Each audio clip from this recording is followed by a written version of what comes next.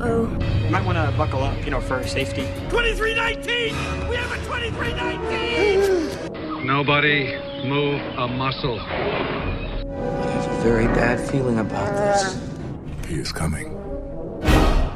Cover your butt. All right, but now it's time to get to the podcast where I get to relax and Ritz gets to exercise his vocal cords. It's time for Ritz's Ramble. All right, well, I've been kind of holding this in because I don't know how people, react to certain things like this, but is anybody else bothered about the settlement the NFL just had with these guys that were suing the NFL over these concussions? I mean, I'll just throw numbers at you first. $675 million was the settlement for players with these neurological systems, with problems with whether it's Lou Gehrig's disease or, God forbid, Parkinson's or any of these bad diseases that happen later on in life. And obviously, football might have added on to that with their head-to-head collisions, their tackles, and all of that. An additional $112 million went to the players' lawyers. So, if my math is correct, the total payout is about $870 million. $870 million goes to these players. They sue the NFL for getting hurt in a game that's physical. That's like me suing Marlboro cigarettes for getting lung cancer. It's like these guys are all of a sudden conveniently dumb. It's like when they got hurt and they hit their head and they sit on the bench and the trainers are looking at him and the guy's dizzy as can be. He can't see. But you know what? He waited all week for this game. Maybe it's his contract year and he needs to go prove himself to get more money. So he says, you know what? Screw you. I'm going to go out there and play. And then he goes back 5 years later and wonders why he had head problems. I mean, I just have such a problem with it because I just can't shake the feeling that these guys are just trying to squeeze out any more money that they can get out of the NFL because, let's face it, a lot of these guys, especially in the NFL, they don't know what to do with their money. Not that they're dumb. I'm just saying that the shelf life of an NFL player isn't as long as a baseball player, a basketball player, even a hockey player. They don't have a high shelf life, so I just can't shake the feeling that they're just trying to squeeze more money out of these guys. And I feel bad for these guys. Unfortunately, like Junior Seau, he had a problem. A lot of these guys have problems. They end up getting these diseases. They end up getting hurt. Obviously you're going to have knee problems if you're an offensive lineman. Like you're on your knees 100% of the time in the NFL, and you keep pushing and shoving. But to sue the league that made you to go back and sue them for getting hurt, I have a problem with it. It's like, is Paul George going to sue the NBA, for playing basketball? That's just one thing I can't shake. Are these guys who go and they're going to sue the NFL for laying out $870 million because now they're starting to see the repercussions of a sport that was always physical. Do you ever think maybe you might have gotten hurt in college and then you went into the NFL with an injury? Isn't that kind of your fault?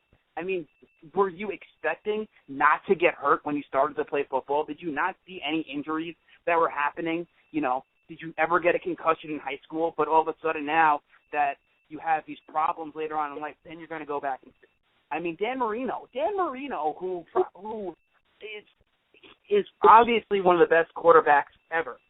He immediately put his name in, and I had such a problem with it because I was like, out of anybody, it's Dan Marino who's gonna go out and be a vocal person to kind of get behind this, and then he immediately pulled himself out because he goes, I do not want to be a plaintiff here, and I think that's smart out of Dan Marino because I think he said, look, I don't have it that bad, and a lot of these guys don't either, and I think as much as it's bad for some players who God forbid end up with Lou Gehrig's disease or any other disease or head trauma that these guys have. I think a lot of people are kind of all these retired NFL players that are just kind of sitting on the couch with maybe having an ache in their leg or they maybe get headaches every now and then, or who are addicted to painkillers and now have a problem there.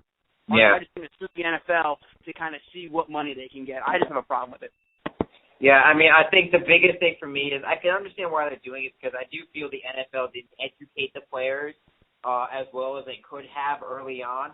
But I think part of that is the NFL didn't know the seriousness of it at the time.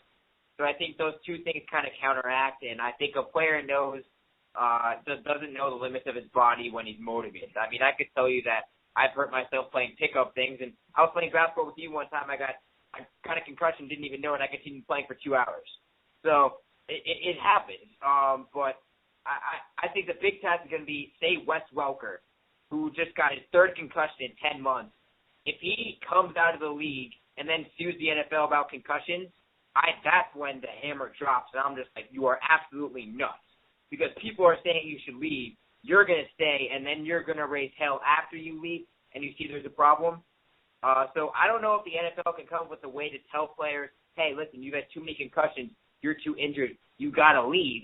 But I think that the doctors are always going to have that upper hand saying, listen, we medically cleared them. They're medically cleared for this physical contact. You can't take their career away from them.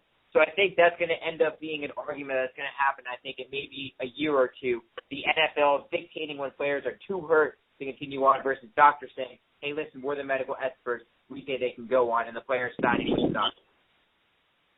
Yeah, and I think also, like, the problem that obviously former players are having now is that the trainers, the protocol for these concussions obviously wasn't as, I guess, severe, and they didn't go into it as much as they are now. There wasn't really a concussion protocol back then. But, you know your own body. You know what's going to happen. If something isn't right, you know. But the fact that you wanted to go out there and play, nobody was going to stop you. A lot of people talk about it now. When all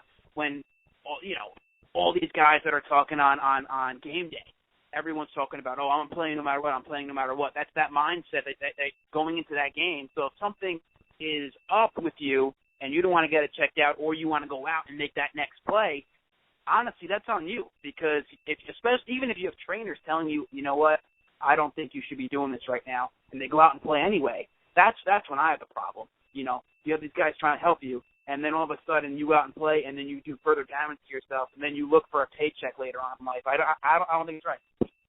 Yeah, I listen, I agree with definitely some aspects of what you're saying. So, there you go, another edition of Ritz's Ramble, venting his frustration. So, Ritz, thank you very much for doing that and letting your opinion known. But now